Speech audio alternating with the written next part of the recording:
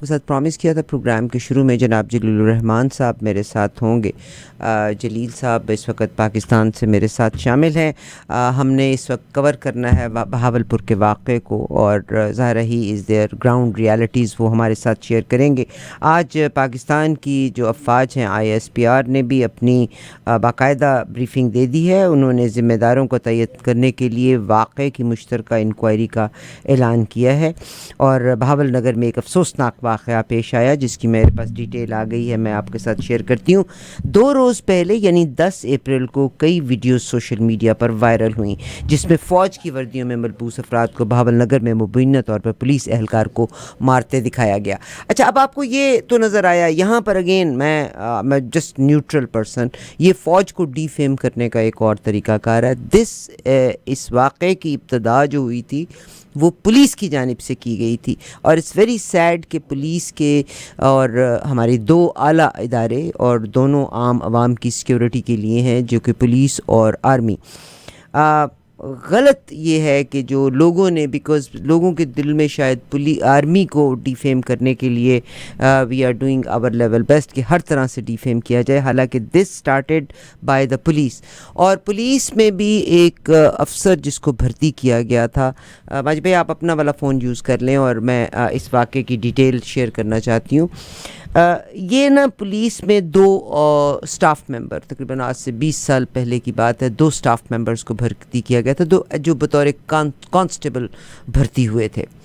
اور پھر جیسے کچھ لوگوں میں تعلیم حاصل کرنے کا رجحان ہوتا ہے، آگے بڑھنے کا رجحان ہوتا ہے، تو ایک آفیسر نے اپنا امتحان دیا، CSS کا امتحان دیا، پبلک سروسز کا امتحان دیا، اور اس کو پھر ظاہر ہے اس امتحان کی بنیاد کے اوپر ترقی ملی. اب یہ دونوں دوست تھے، 20 سال پہلے ایک دم سے ان دونوں افسروں کی ایز اے پولیس آفیسر بھرتی ہوئی تھی.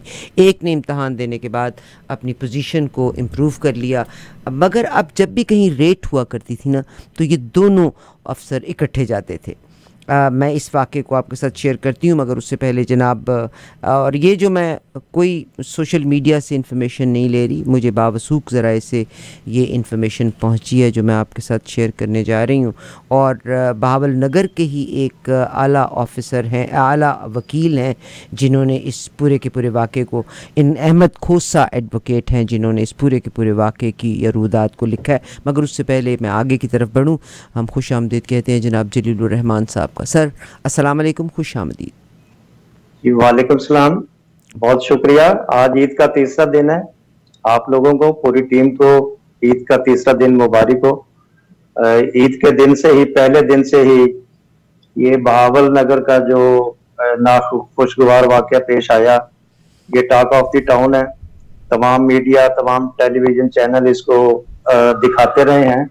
یہ افسوسناک واقعہ دراصل 8 اپریل کو رات کو اس وقت پیش آیا جب بہاول نگر پولیس نے ایک مشکوک فرد کو روکا، اس کی جامعہ تلاشی لی تو اس کے پاس ایک پستول تھا. یہ پولیس والے اس کو تھانے میں لے گئے، تھانے لے جا کے اس سے پوچھ تاچھ کی تو اس نے بتایا جی کہ میں فلاں جگہ رہتا ہوں. تو پولیس ٹیم اس کو لے کے اس کے گھر چلی گئی. اس کے گھر جب گئی تو وہاں پہ وہ 2 اور صاحب موجود تھے، اور وہ دونوں فوجی تھے، فوج کے حاضر سروس و ملازم تھے. جب پولیس ٹیم وہاں پہنچی تو رات کا وقت تھا، ہمسائے بھی جاگ گئے شور سن کے. تو پولیس ٹیم کو محلے داروں نے یرغمال بنا لیا.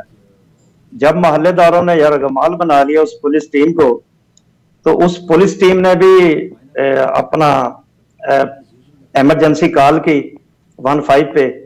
تو وہ پھر جو DPO ہیں وہاں کے نصیب اللہ خان صاحب، ان کو یہ چاہیے تھا کہ ایسے سنگین موقع پہ کوئی دانش مندی کا مظاہرہ کرتے، کوئی اپنی وزڈم کا استعمال کرتے. انہوں نے پولیس کی بھاری نفری وہاں بھجوا دی، اور بھاری نفری نے جب اس گھر کو گھیرے میں لیا تو اندر جا کے ایک پورا طوفان بدتمیزی انہوں نے کھڑا کر دیا. وہاں پہ اس گھر میں خواتین جو تھیں، جس میں جوان بچیاں بھی تھیں، بہویں تھیں، اس فوجی جو تھا ملازم اس کی والدہ تھی، ان کو بے دردی کے ساتھ انہوں نے لاٹھی چارج کیا. پورے گھر کی تلاشی لی، وہاں سے زیورات نکال لیے، का पूरे कमरे में तोड़ फोड़ की, फायरिंग की, वहां पे कम से कम 15-20 एम्प्टी कार्टेज वहां पे पड़ी हैं। घर की छत के ऊपर गोलियों के लगने के निशान आते हैं। चारपाइयां तोड़ दी। जो संदूक थे उनकी बड़ी बेदर्दी से तलाशी ली, उसमें से जेवरात निकाल के ले गए। और ये भी इल्जाम है कि पुलिस वहां से नकद रुपया भी उनसे लेके गई है, क्योंकि वो जो रिजवान साहब इंस्पेक्टर है वो उसने 1 लाख रुपए रिश्वत मांगी थी। अब जब ये सारा कुछ हुआ तो ये पुलिस वाले उस फौजी को, उसके अहले खाना को वहां से गाड़ियों में बिठा के इन्होंने ले जाके एक थाने में बंद कर दिया। वहां वो 20 घंटे तक हवालात में बंद रहे। उनके खिलाफ कोई मुकदमा दर्ज नहीं किया गया। उनको जो पुलिस ने ज़दोकोब किया था, तशद्दुद का निशाना बनाया था, उसकी कोई मेडिकल रिपोर्ट, कोई मेडिकल नहीं कराया गया। उनको किसी से मिलने नहीं दिया गया। और जब पुलिस को अपनी गलती का एहसास हुआ कि ये तो एक संगीन गलती बल्कि ब्लंडर कर चुके हैं, तो उन्होंने इस कार्रवाई को, इसके ऊपर पर्दा डालने के लिए एक इंतहाई मामूली एफआईआर दर्ज की। वो थी 155 पुलिस रूल के तहत। वो जो मुतलका सब इंस्पेक्टर था रिजवान और 3-4 पुलिस वालों के खिलाफ एक मुकदमा दर्ज किया और उनको उसी थाने में बंद कर दिया। जब ये तमाम हालात और वाकयात की इत्तला बहावल नगर में जो आर्मी की यूनिट है वहां तक पहुंची, तो जाहिर है उनको इसके ऊपर इश्तियाल आना था।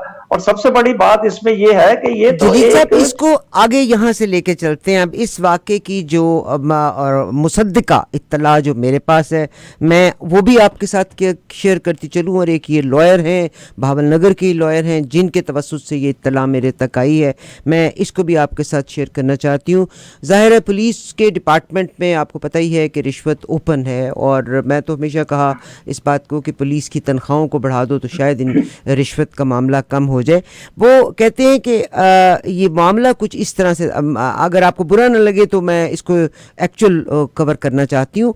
बहावल नगर के थाना मदरसा के एसएचओ रिजवान, अब ये जो एसएचओ था इसका नाम था रिजवान। ये रिजवान साहब जो थे ये पहले पुलिस में सिपाही थे। आज से 11 साल, टोटल इनकी 11 ईयर्स की नौकरी है। 11 साल के बाद, यानी 11 साल पहले ये कुछ लोग पुलिस में भर्ती हुए बतौर सिपाही। 11 साल के बाद जो रिजवान है इसने एक इम्तहान पास किया, वही पब्लिक सर्विस का इम्तहान पास करने के बाद ये सब इंस्पेक्टर हो गए। और अब तक पुलिस को 24 साल हो गए, यानी 11 साल पहले इन्होंने इम्तहान दिया, 11 साल से ये सब इंस्पेक्टर हैं और 20 साल पहले ये सारे के सारे भर्ती हुए थे। वो 20 साल पहले इसका एक साथी था जो आज तक इम्तहान भी नहीं दे सका, वो आज भी पुलिस का मतलब सिपाही के तौर पे ही है। अब एसएचओ रिजवान है और इसका जो दोस्त था वो है सिपाही अली, उसका नाम है सिपाही अली। मगर एसएचओ रिजवान जब भी जहाँ भी रेड करते थे, एसएचओ रिजवान हमेशा अपने साथ सिपाही अली को साथ रखा करते थे, बिकॉज आज से तकरीबन 20-22 साल पहले दे वर हायर्ड टुगेदर। मगर एसएचओ रिजवान इसलिए बन गए कि उन्होंने इम्तहान दिया, उनकी प्रमोशन हुई, मगर वो अपने पुराने साथी, वो जो सिपाही था, उसको वो ना भूले। अली और रिजवान पुलिस में कांस्टेबल एक साथ भर्ती हुए थे। कांस्टेबल 11 साल तक उन्होंने एक तरह काम किया। जहाँ भी कोई इत्तला होती और रेड होती थी, एसएचओ रिजवान और अली ये इकट्ठे जाया करते थे।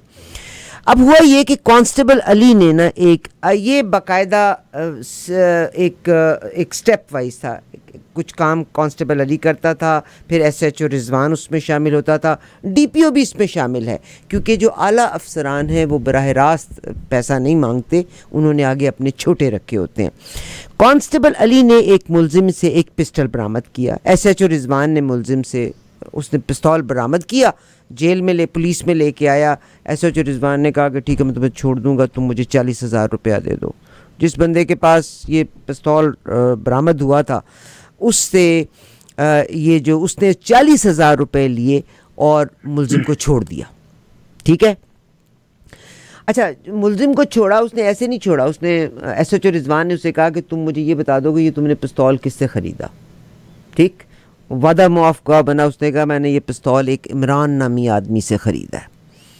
एसएचओ रिजवान ने कहा ठीक है तुम मुझे 40,000 दे दो चाय पानी और ہم تمہیں فارغ کر دیتے ہیں. اس بندے کو جس کو سپاہی علی نے گرفتار کیا تھا, ایس ایچ او رضوان نے 40,000 روپیہ لیا اور علی کو وہ جو ملزم تھا اس کو بری کر دیا, مگر اس نے جس نام دیا تھا اس کا نام تھا عمران.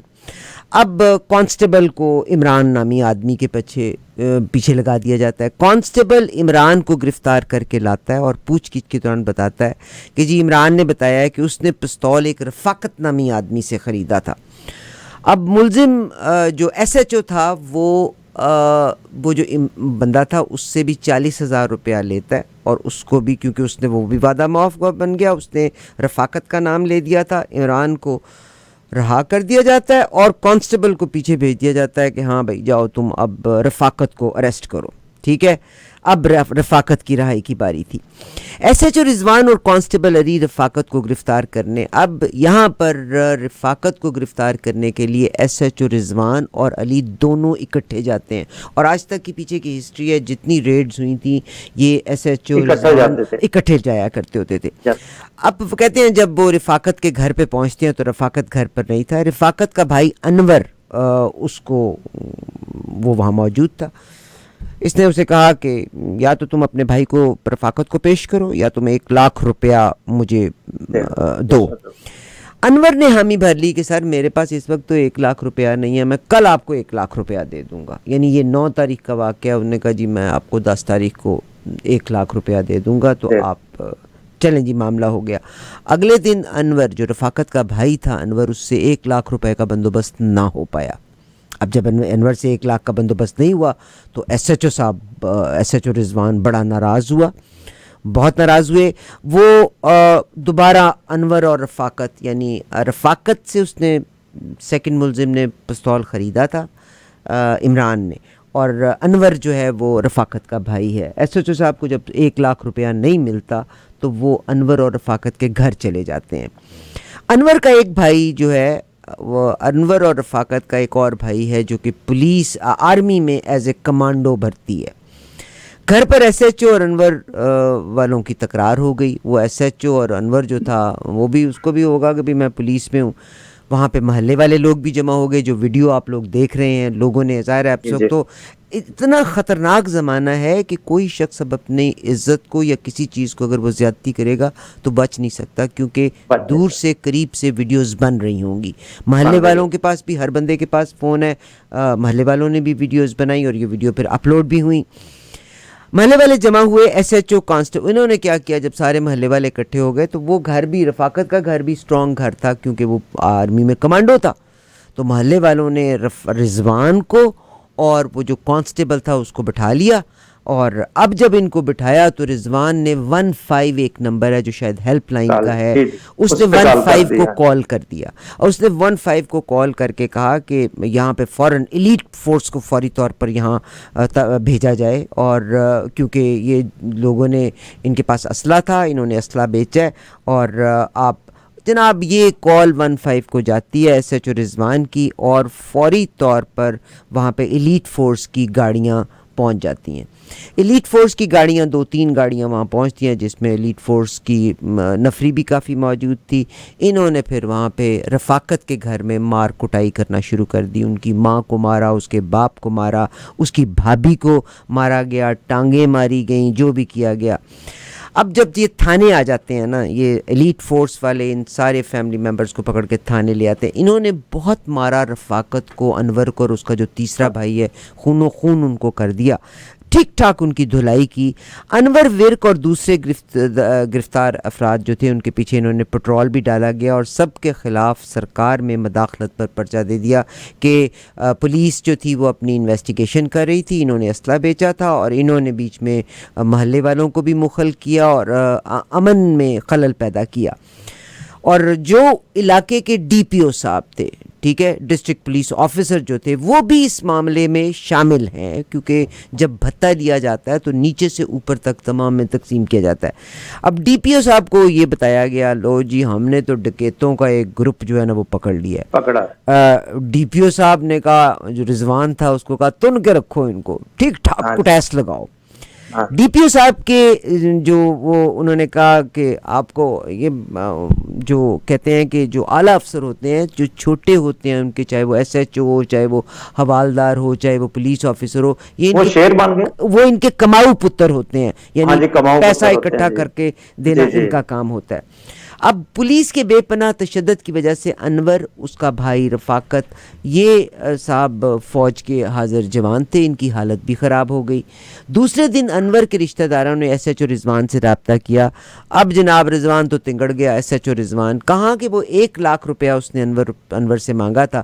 اب ان کے 3 بندے زخمی بھی تھے اور ٹھیک ٹھاک پھٹر بھی تھے. انہوں نے کہا کہ ایک نہیں، اب تو میں 5,00,000 روپیہ لوں گا. 1,00,000 نہیں، 5,00,000 روپیہ لوں گا. 5,00,000 روپے کا مطالبہ کیا. ان کے پاس تو 1,00,000 نہیں تھا جمع ہوا، تو یہ 5,00,000 کہاں سے ہوتے؟ یہ وہاں سے مایوس ہو کے انہوں نے ہائی کورٹ میں جا کے پٹیشن جمع کرا دی. جو بہاول نگر کا ہائی کورٹ ہے وہاں جا کے پٹیشن جمع کرا دی. ہائی کورٹ نے ایس ایچ او کو نوٹس کر دیا کہ فوری طور پہ ملزمان کو عدالت میں پیش کیا جائے. یہاں ایس ایچ او کے کان کھڑے ہوتے ہیں کہ ملزمان تو شدید زخمی ہیں، اور اگر ان کو ہائی کورٹ نے ان کو کال کر لیا تو ایسا نہ ہو کہ عدالت میں ریڈ ہو جائے، یعنی ان کی پکڑ ہو جائے. اب وہ کہتے ہیں کہ یہاں پر انہوں نے فوری طور پہ بجائے اس کے کہ ان کو پیش کرتے، انہوں نے ان کو ہسپتال میں منتقل کر دیا. ہسپتال میں جب منتقل کیا، یہاں پر ان کی تھوڑے ہاتھ کھلے. ایس ایچ او نے جب دیکھا کہ ملزمان کی حالت خراب ہے اور سارے لوگ پولیس کے تشدد کی وجہ سے زخمی ہیں، تو ایس ایچ او نے تخت محل کے ملزمان کو سول ہسپتال بہاول نگر داخل کرا دیا. پولیس تشدد کی وجہ سے زخمیوں میں فوج کے جوان بھی تھے. اب جو فوج کے جوان تھے نا، انہوں نے اپنے یونٹ کمانڈ کو کال کیا، اطلاع دی، یونٹ کمانڈ کو اطلاع دی، اور ان کو کہا کہ اس طرح پولیس والے ہمارے گھر آئے تھے، ہم پہ تشدد کیا، ہمارا یہ حال ہے اور سول ہسپتال میں ہم اس وقت پڑے ہوئے ہیں. یہاں سے جب آرمی کی جو کمانڈو آفس کو جب انفارمیشن ملتی ہے تو سینئر کمانڈ کو ساری حالت کے بارے میں معلوم ہوا. فوج کے سینئر افسران نے ہسپتال میں زخمیوں سے متعلق معلومات لیں. انور کی والدہ، والد، بہن کو لیڈ کے نوجوانوں نے ٹھیک ٹھاک مارا تھا، پیٹا بھی تھا، جس کی ویڈیوز بھی موجود ہیں. اور یہ کوئی یہ جو سپریم کورٹ کے ہائی کورٹ کے جو جج ہیں، یہ ہائی کورٹ کے جو وکیل ہیں، اس میں کوئی مبالغہ نہیں کر رہے. وہ کہتے ہیں کہ انہوں نے اس کے پورا کا پورا اس کا متن ہمیں دیا ہے. کہتے ہیں اس کے بعد پھر فوج کا کیا رد عمل ہوا وہ بھی آپ لوگوں کے ہے کہ پھر فوج نے کیا کیا کہ اب ہم وہ ویڈیو آپ کے ساتھ شیئر کرتے ہیں جس میں جب فوج اٹیک کرتی ہے ایس ایچ او رضوان کے پولیس اسٹیشن کے اوپر، اور پولیس والے آپ کو بھاگتے ہوئے نظر آ رہے ہیں. یہ وہ پولیس آفیسر ہیں، جب فوج کے کمانڈو آفس والے حملہ کرتے ہیں تو یہ پولیس افسر وہاں سے بھاگ رہے ہیں. پھر کمانڈو آفیسر سارے کے سارے جو بیچارے کھڑے ہوئے تھے، دروازوں پہ کھڑے تھے، گیٹ پہ کھڑے تھے، سارے کے سارے پولیس آفیسرز نے بھاگنا شروع کیا. آگے آگے پولیس آفیسر، پیچھے پیچھے آرمی کے کمانڈوز موجود تھے. اس کی پھر ویڈیو آپ لوگ دیکھ بھی رہے ہیں. اب بہت سے لوگوں نے جو صرف آرمی کو ڈیفیم کرنا چاہتے ہیں، وہ صرف یہ چیز دکھا رہے ہیں کہ آرمی نے شاید یہ پہل کی. یہ دیکھیں صاحب، وہ پولیس آفیسر بیچارے اپنی جان بچانے کے لیے دروازوں کو پھلانگ کے نکلے. یہاں سے ایک پولیس آفیسر جو ہے جس نے اپنی یونیفارم کو آگ بھی لگائی، جس میں اس کی ٹوپی کو اس نے آگ لگائی، اپنے یونیفارم کو آگ لگائی. اس نے کہا مجھے 60,000 مہینہ کی تنخواہ ملتی ہے، میں اس تنخواہ اور اس نوکری کے اوپر 3 حرف بھیجتا ہوں، اس لیے کہ میری یہ ہے وہ پولیس کا ایک عام آفیسر کانسٹیبل ہے، اور یہ کہتا ہے مجھے $60,000 روپے کی تنخواہ ملتی ہے، مگر میں نے اس نوکری کو کیا کرنا. بٹ ایکچولی دس انسیڈنس جو سٹارٹ ہوا تھا، یہ کرپشن کی گراؤنڈ کے اوپر شروع ہوا تھا. ایس ایچ او رضوان اور اس کے ساتھ کانسٹیبل علی از دی مین کلپرٹ، مگر وہاں پہ ڈی پی او بھی اس معاملے میں مکمل طور پہ ساتھ شامل ہے. آج جب یہ واقعہ ہوا تو میں آپ ہی سے بلکہ جلیل الرحمان صاحب پوچھتی ہوں، ہمارے جو آئی جی پنجاب ہیں، مطلب واٹ اے جھوٹا آدمی، اللہ دے حالت رحم کرے. آئی جی پنجاب عثمان انور کا بہاول نگر کے واقعے پر ویڈیو انہوں نے پیغام درج کیا ہے، اور انہوں نے کہا ہے کہ پنجاب پولیس کا مرال وہ بنیاد ہے جس سے ہم دہشت گردوں، چوروں، ڈاکوؤں سے لڑتے ہیں. اور یہ سوشل میڈیا میں پولیس اور آرمی کا یا کمانڈوز کے تصادم کا تاثر دیا گیا ہے، اور انہوں نے اگین اس کو ایک اور رنگ دینے کی کوشش کی کہ یہ وہ افراد ہیں جو ملک کی دو طاقتوں کو یا دو اعلیٰ اداروں کو آپس میں لڑانا چاہتے ہیں، اور یہ دہشت گرد ہیں. انہوں نے ملک دشمن کلدن تنظیم ان کو بیان دیا. حالانکہ یہاں پر رشوت واز دی مین عنصر، مین ایلیمنٹ واز رشوت، اور جس میں اور یہ آج سے نہیں ہمیشہ سے ہوتا چلا آ رہا ہے. اب آپ بات کیجئے سر. اب اس میں 2-3 چیزیں ہیں. دیکھیں، ان کو 20 گھنٹے تک یہ جو متاثرین تھے شہری، اور 20 گھنٹے تک آرمی کے آفس کو اس کے بارے میں علم نہیں تھا.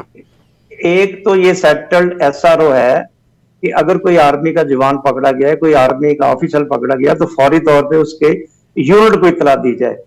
دوسری بات یہ کہ 20 ماہ ان کو ناجائز حراست میں رکھا، نہ ان کے خلاف کوئی مقدمہ درج کیا، نہ وہ لوگ زخمی تھے ان کا میڈیکل لیگل کرایا گیا، نہ ان کو کسی عزیز و اقارب سے ملنے دیا گیا، نہ کسی ہمسائے سے ملنے دیا گیا، نہ ان کو فون کرنے کی اجازت دی گئی.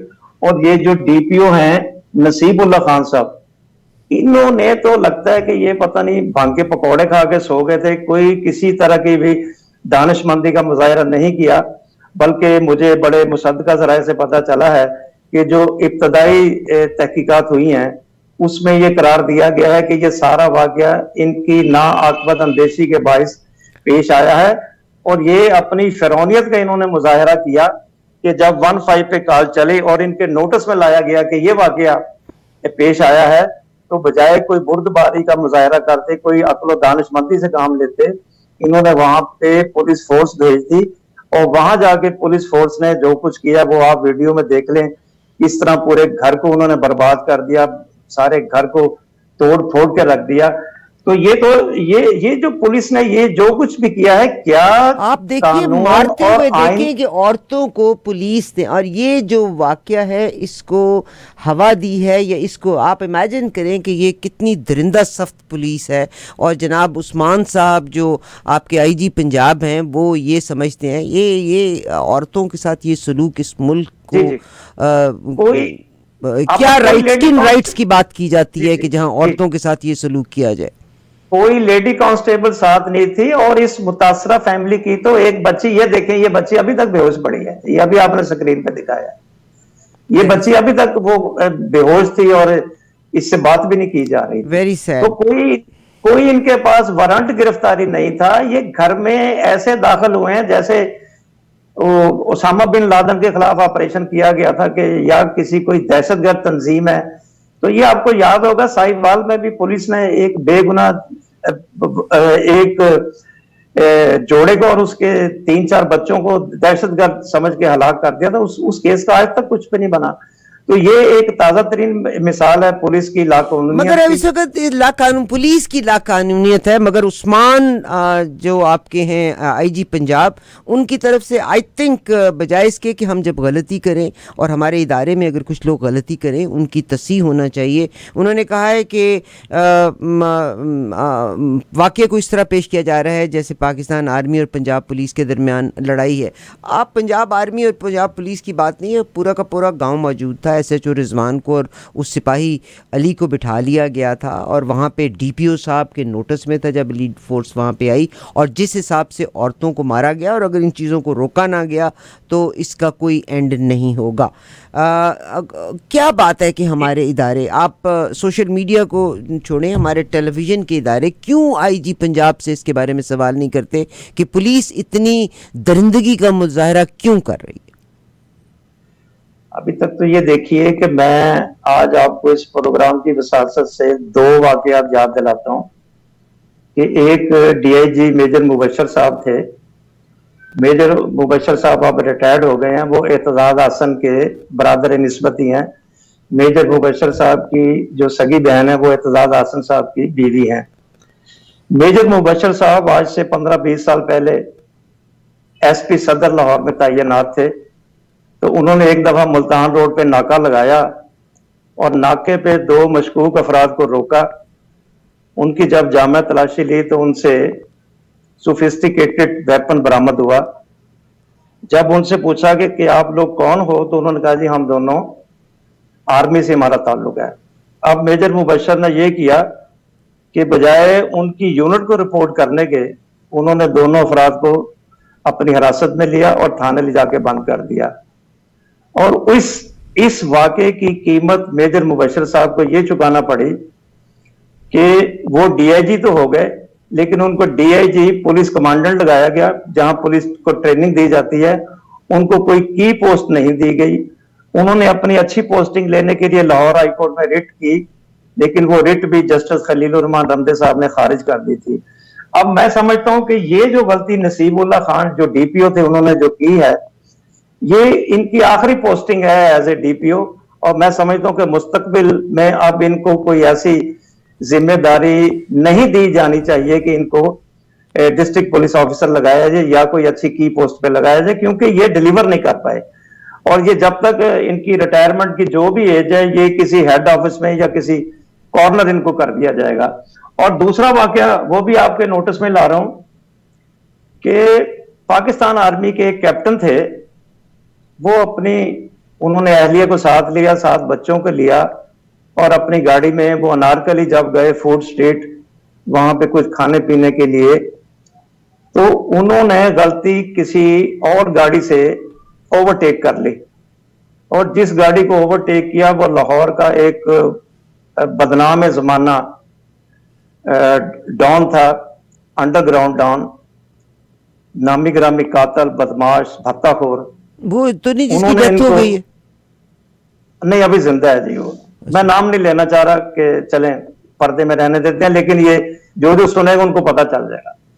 तो वो जो डॉन था, उन्होंने ये देखा कि ये मेरी गाड़ी से किसी ने गाड़ी आगे निकाल ली, तो उन्होंने उस कैप्टन की गाड़ी के आगे जाके अपनी गाड़ी खड़ी करके उस बेचारे की अच्छी खासी तज़हीक की, इंसल्ट की उसकी बीवी और बच्चों के सामने।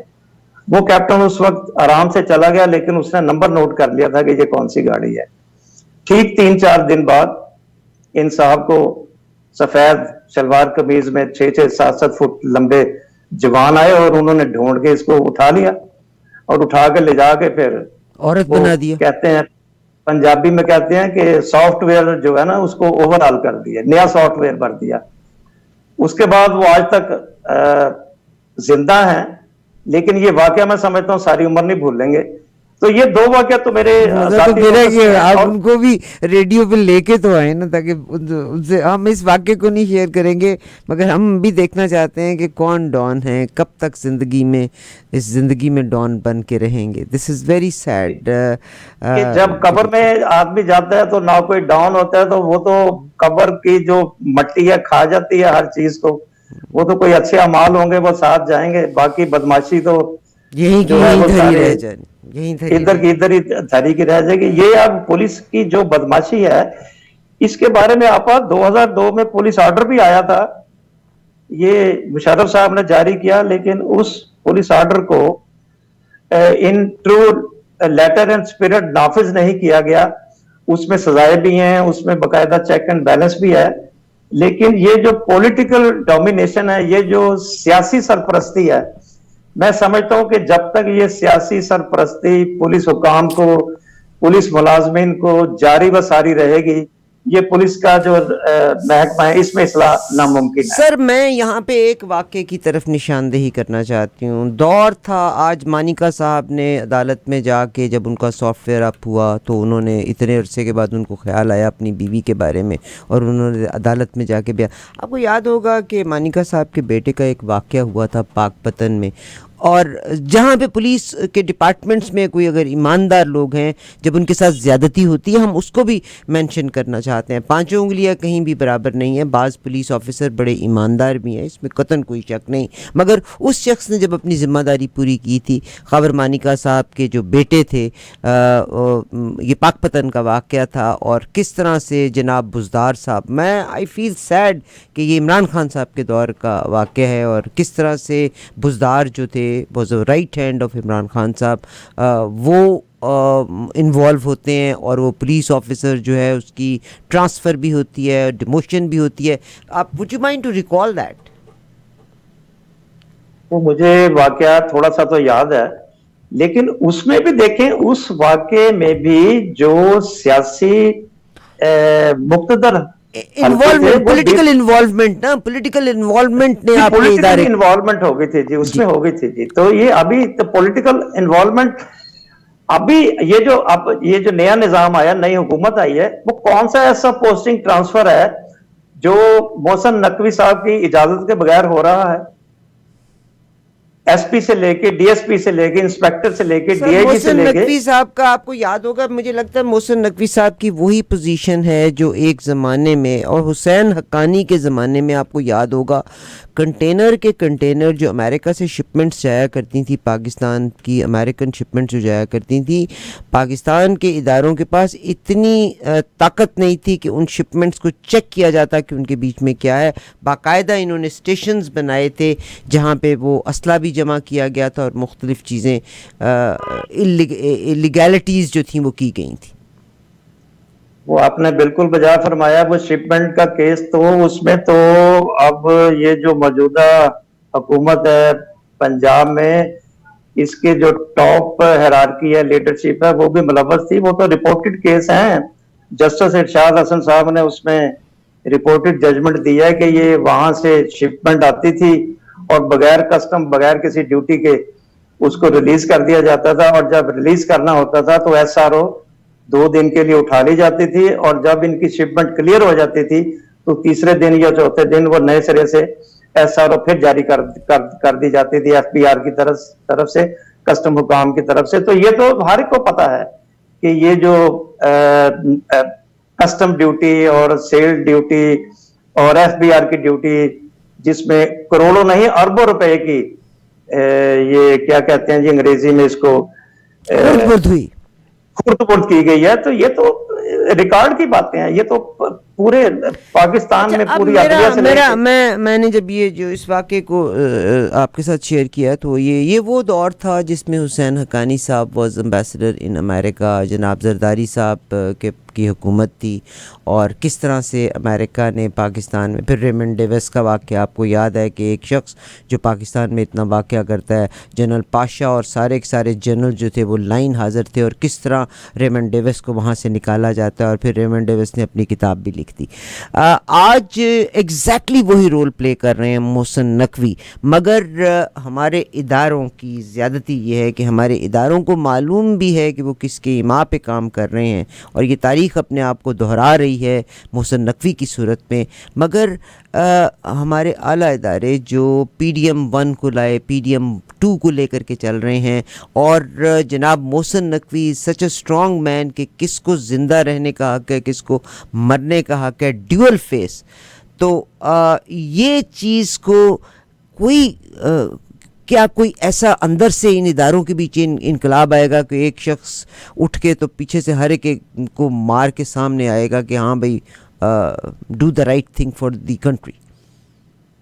آپ اس میں دیکھیں جو حسین حقانی تھا، ہی واز پلانٹڈ بائی امریکہ. So this is Mohsin Naqvi.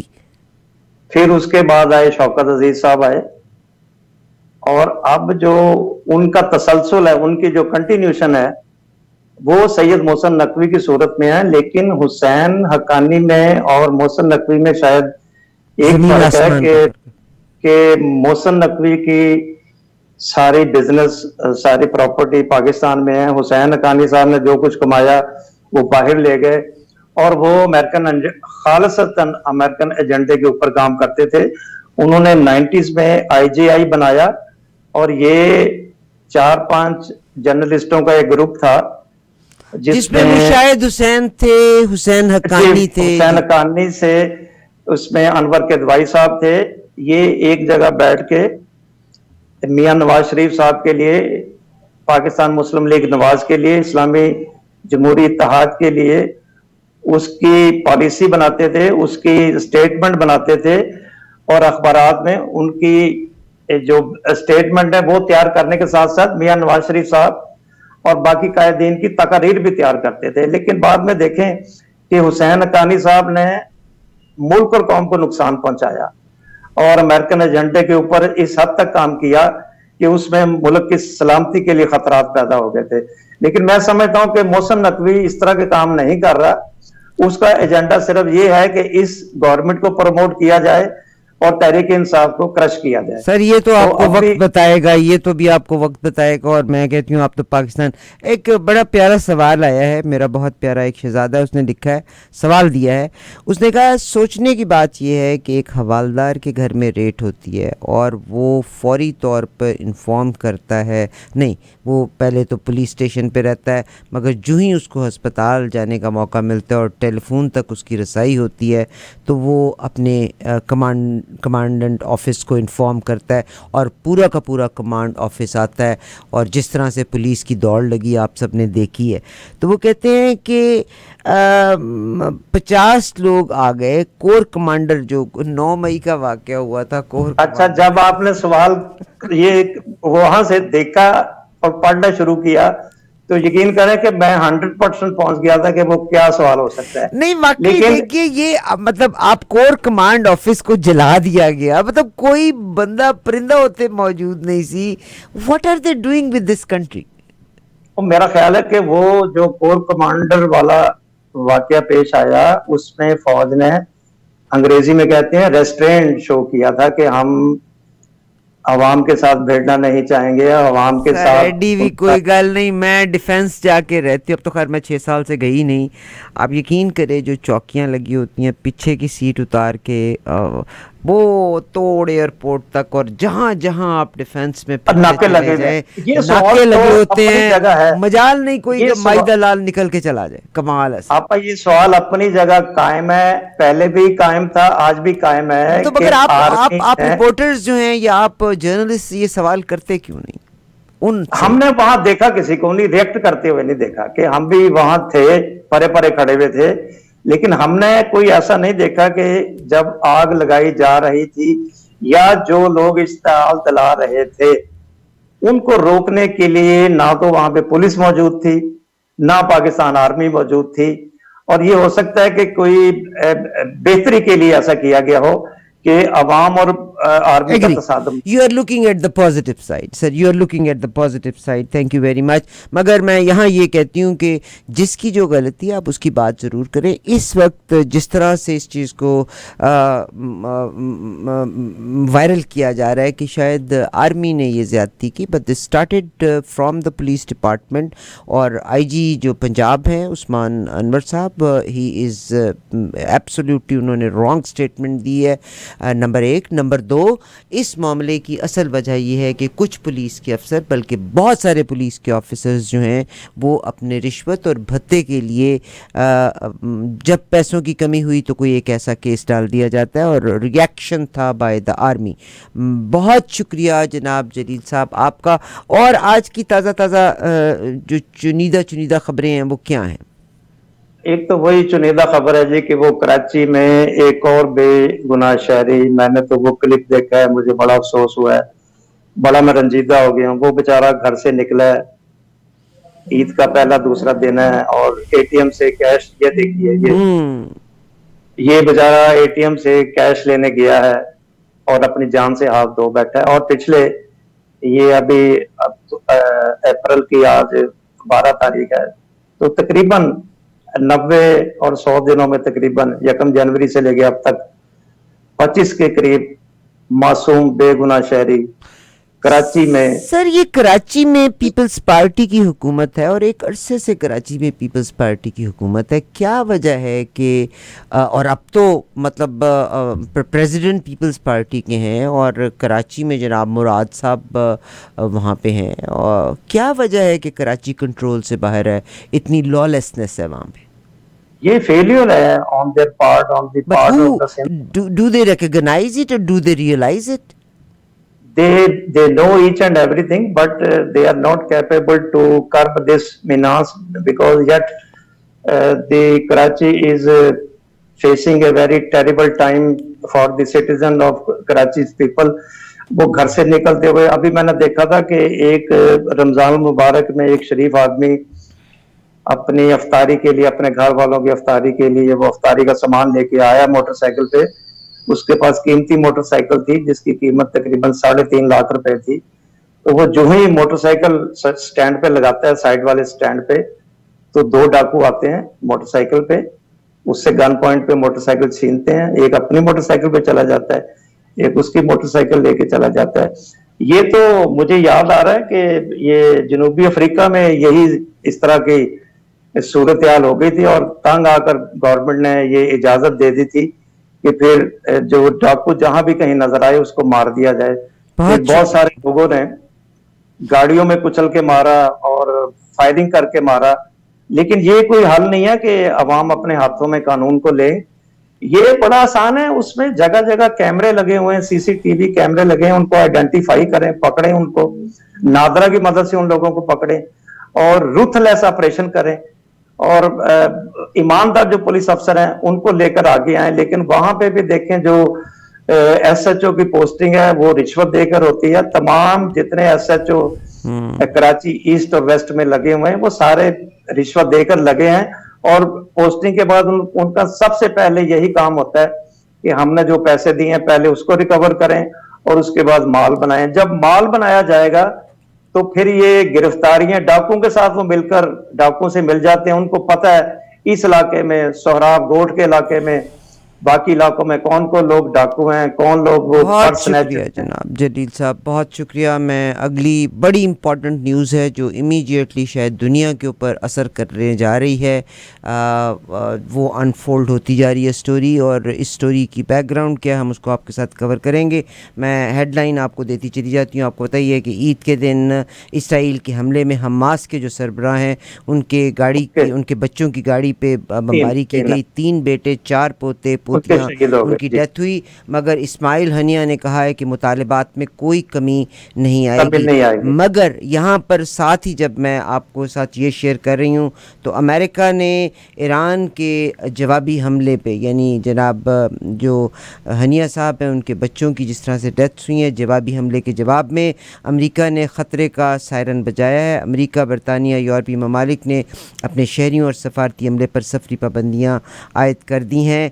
ख्याल किया जाता है कि शायद ईरान का जो रिएक्शन अटैक किसी वक्त भी हो सकता है। प्रोग्राम के साथ इसी तरह जुड़े रहिएगा, हम आपको अपडेट करते चले जाएंगे। जनाब जलील रहमान साहब, आपका बहुत शुक्रिया सर। अल्लाह हाफिज़। अल्लाह हाफिज़।